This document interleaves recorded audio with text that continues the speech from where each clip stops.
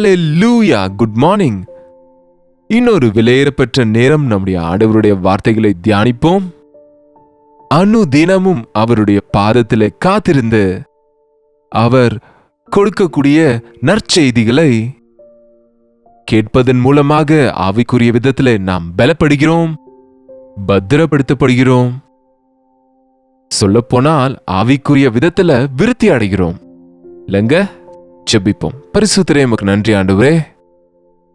எங்கள் இருதயத்துக்கு தேவையான, எங்கள் வாழ்க்கைக்கு தேவையான உம்முடைய வார்த்தைகளை கொடுக்கும்படிக்கு கிறிஸ்துவின் நாமத்தில் ஜெபிக்கிறோம் நல்ல பிதாவே, ஆமென்.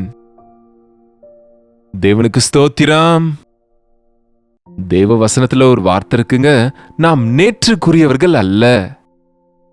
நேற்று அப்படின்னா நடந்து முடிந்தது. நேற்றை குறித்து ஆலோசித்துக் கொண்டு உட்கார்ந்திருந்தா முன்னுக்கு போக முடியாது இல்லையாங்க. நேற்று நடந்தது, அதற்கு முன்பு நடந்தது, நம் வாழ்க்கையில் கடந்த நாட்களில் நடந்த பாடுகள், வேதனைகள், தோல்விகள், அவமானங்கள், நிந்தைகள், அந்த திருப்தியற்ற நேரங்களை திரும்ப திரும்ப திரும்ப நம்ம ஞாபகப்படுத்திக் கொள்வதன் மூலம் ஏதாவது பிரயோஜனம் இருக்கா? முன்னுக்கு போகாம நாம இன்னும் சோர்ந்து போவோம். அதற்கு தான் வேதம் சொல்லுகிறது, நேற்றைய குறித்து நாளைய குறித்தும் கவலைப்படாதீங்க. உண்மையிலேயே நேற்றும் நம்முடையதல்ல, நாளையும் நம்முடையதல்ல. இதுவே அனுகூலமான நேரம். இப்போது நாம என்ன செய்கிறோமோ, என்ன செய்ய முடியுமோ, என்ன செய்ய நினைக்கிறோமோ அதை தீர்மானிச்சா திரும்ப நீங்க துக்கப்பட வேண்டிய அவசியம் இல்லாம, ரிக்ரெட் பண்ணாம, பின்னால திரும்பி பார்த்து ஐயையோ என்று சொல்லக்கூடிய நிலை வராம, வருங்காலத்தை குறித்து யோசித்து காற்றிலே மாடிகள் கட்டுவாங்க சிலர்.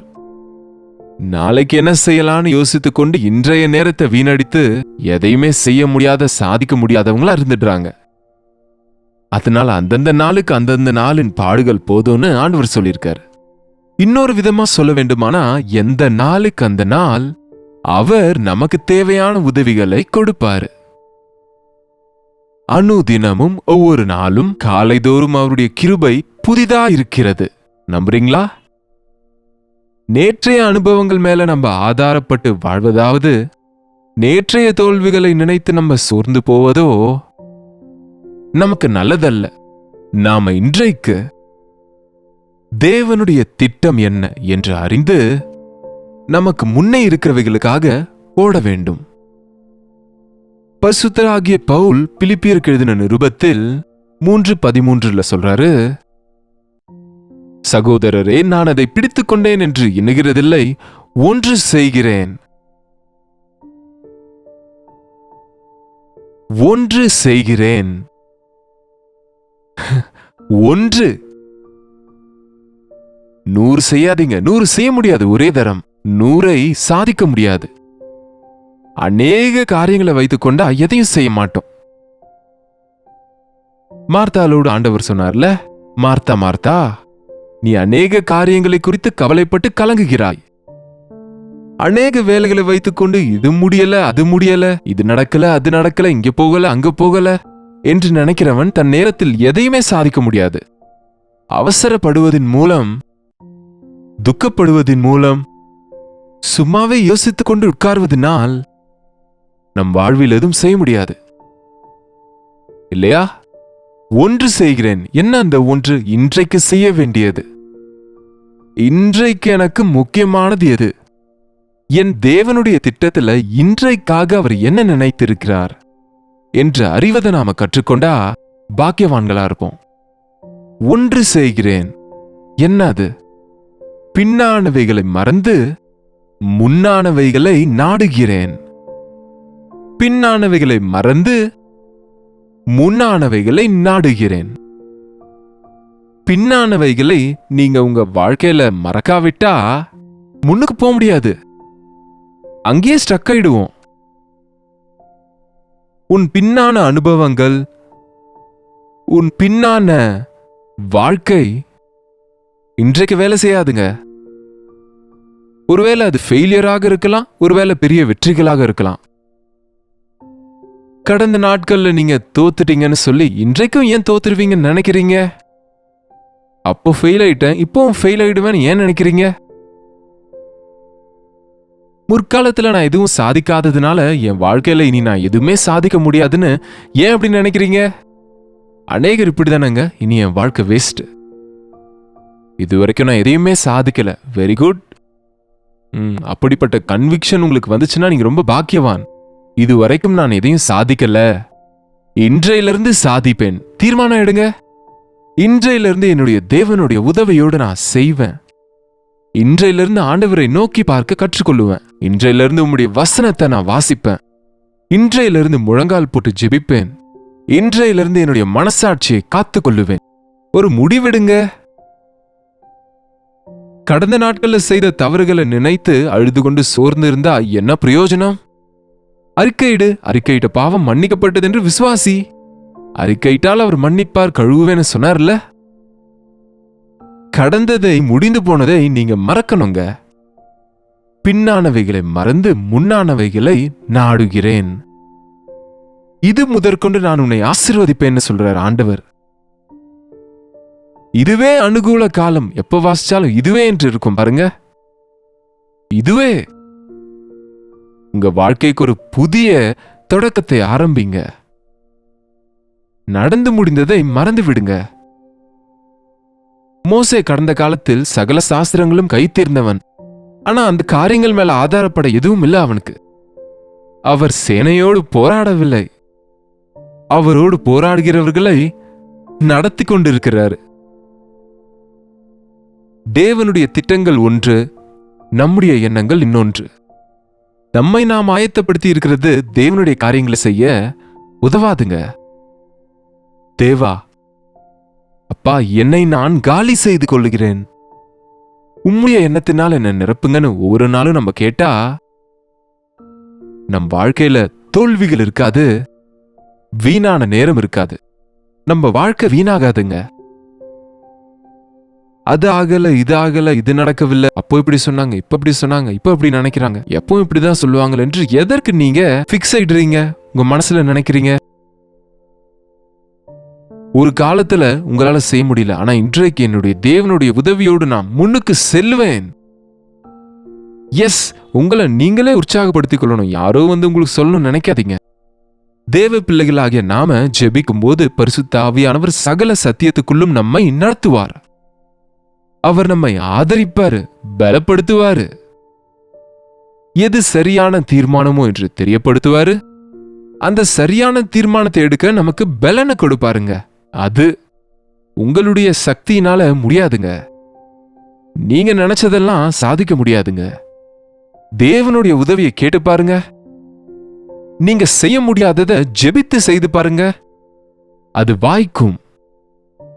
உங்க வாழ்க்கையில உங்களால செய்ய முடியாததை ஜெபித்து தேவ உதவியோடு செய்யுங்க, அதை செய்து முடிக்க முடியும். அதுதான் தவிர கடந்த காலத்தில் நான் ஃபெயில் ஆனதுனால, கடந்த காலத்தில் நான் தோற்று போனதுனால, நஷ்டம் போனதுனால இனி என் வாழ்க்கையில எப்போதும் அப்படிப்பட்ட முயற்சி செய்ய மாட்டேன், அப்படிப்பட்ட தீர்மானங்கள் செய்வதாவது அல்லது கடந்ததை நினைத்து அங்கேயே நின்று விடுவதாவது நம்ம ஆவிக்குரிய வாழ்க்கைக்கு எவ்வளவு வேணும் நல்லது கிடையாது. எங்கே இருக்கிற நீ? எங்கே இருக்கிற இன்றைக்கு? ஒன்று செய்கிறேன் நான், பின்னானவைகளை மறந்து முன்னானவைகளை நாடுகிறேன். மார்த்தாளே, மார்த்தாளே, நீ அநேக காரியங்களை குறித்து கலங்குகிறாய், ஆனால் தேவையானது ஒன்றே.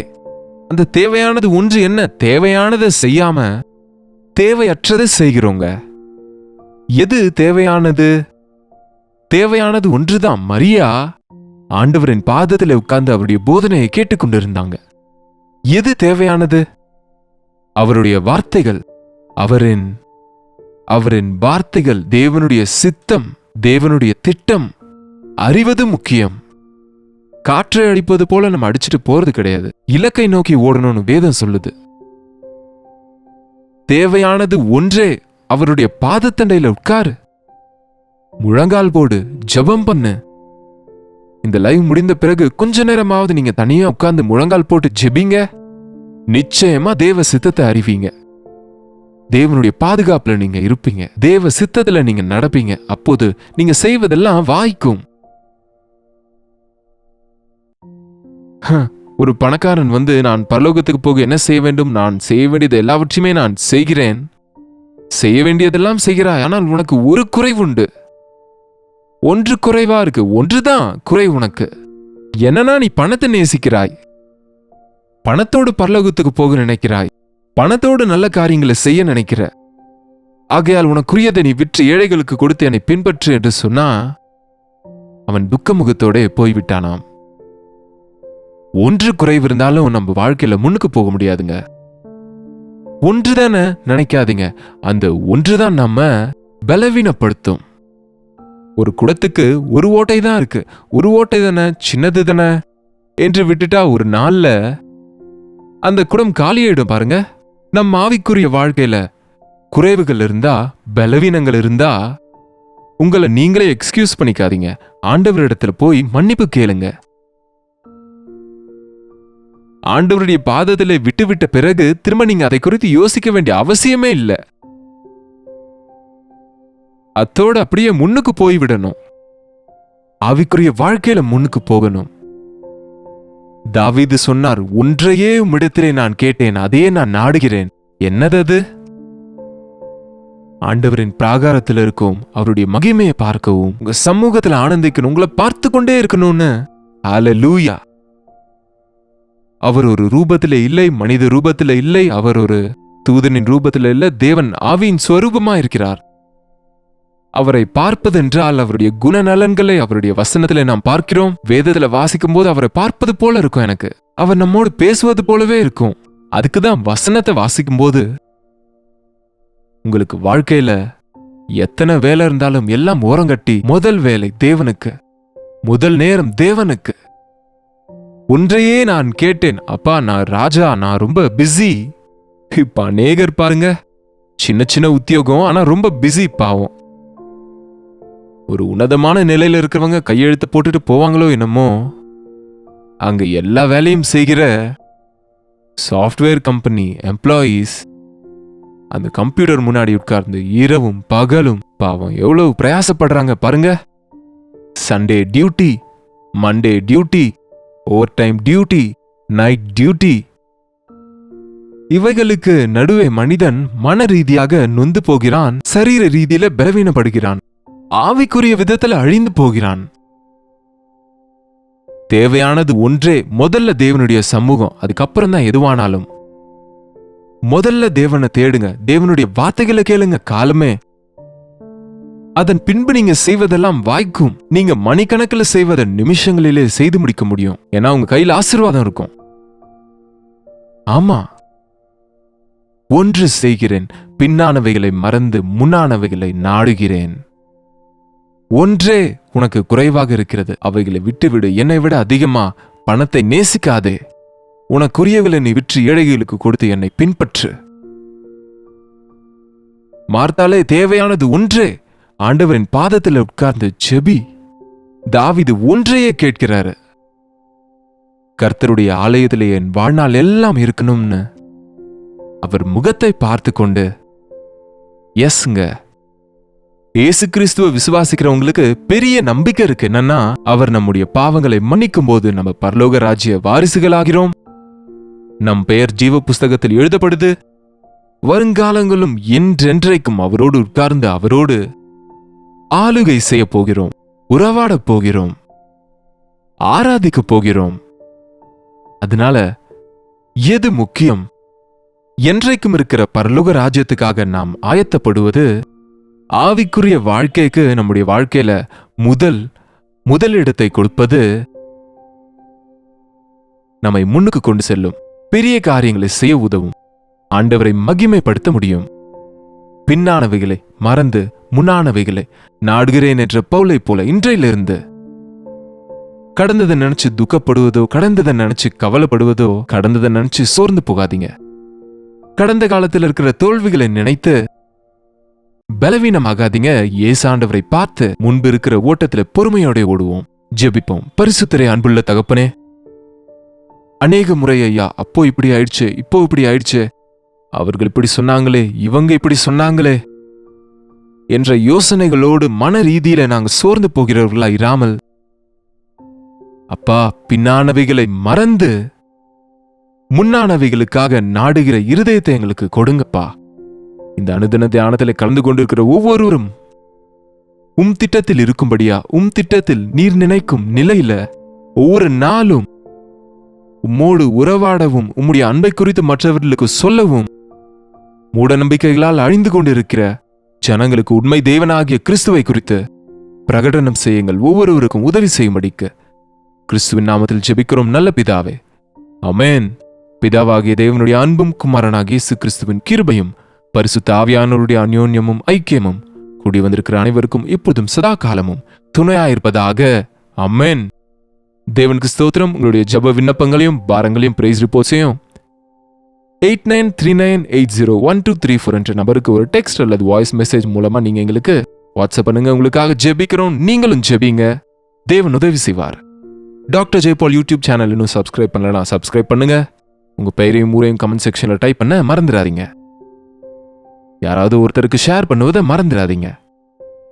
நீங்க ஆவிக்குரிய விதத்துல பலப்படணும்னு, எல்லா காரியங்களும் ஆசீர்வதிக்கப்படணும்னு உங்களுக்காக ஜெபிக்கிறோம். உங்க மெசேஜஸ் பார்த்து உங்களுக்காக ஜெபிக்கிறோம். நீங்களும் தொடர்ந்து ஜெபிங்க, தேவன் அற்புதம் செய்வார்.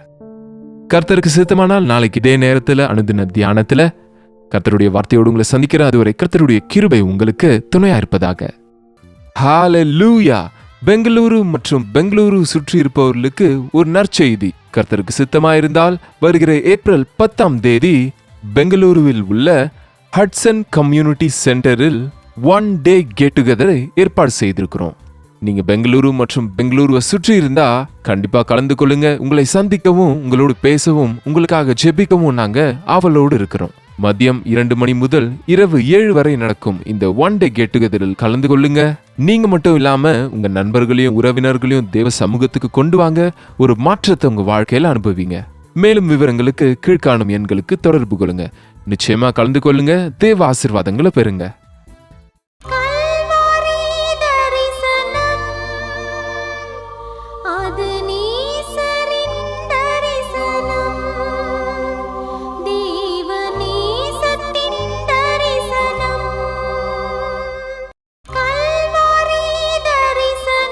ஒவ்வொரு நாளும் வசனம் தியானிப்பேன், ஒவ்வொரு காலையிலும் உம்மை சந்திப்பேன். ஒவ்வொரு நாளும் வசனம் தியானிப்பேன், ஒவ்வொரு காலையிலும் உம்மை சந்திப்பேன். என்னோடு பேசும் தெய்வம் நீ, இன்றும் என்னோடு பேசிடும். வார்த்தை ஜீவன் உள்ளது, இன்றே என் வாழ்வை மாற்றிடும். அனுதின தியானம்